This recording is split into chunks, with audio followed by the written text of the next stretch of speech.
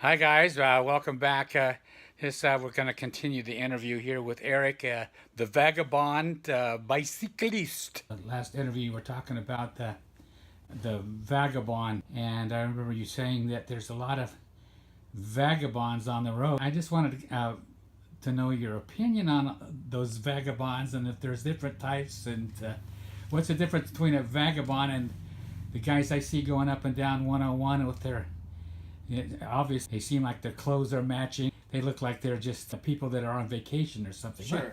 And that's what it is. A lot of people go on a bicycle tour and they're doing a section of the coast, and it's a short adventure vacation, and they're very much on a schedule. But more and more recently, you see bicycle tourists who, using the same equipment and sometimes not, sometimes using very low end Walmart gear. We'll be doing the same thing in bicycle touring. And it's something that I first noticed quite a bit in New Mexico. It seemed like everyone I met was, on a permanent tour, more or less, like myself. But definitely in New Mexico, I learned to start avoiding some of the other bicycle tourists. You'd kind of look at someone's equipment, and you could tell right away what kind of itinerary they were on. Would you mean that they're like drug addicts or liable to do harm to someone? Or Yeah, there was a gentleman down in New Mexico.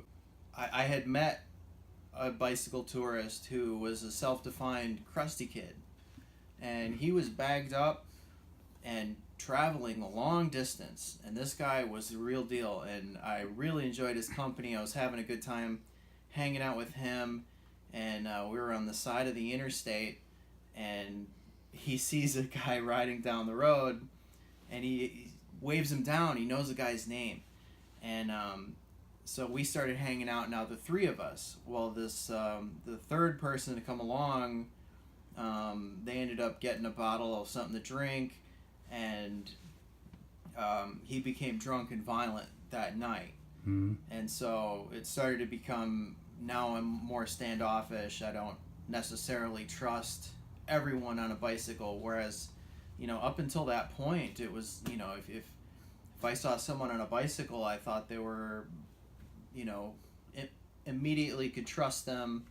And, the bicycle tourist has kind of they're kind of in a weird pigeonhole that way, whereas it's not associated with drug use and with thieving or anything like that. It's just crossing the country. It goes back to that Transamerica thing.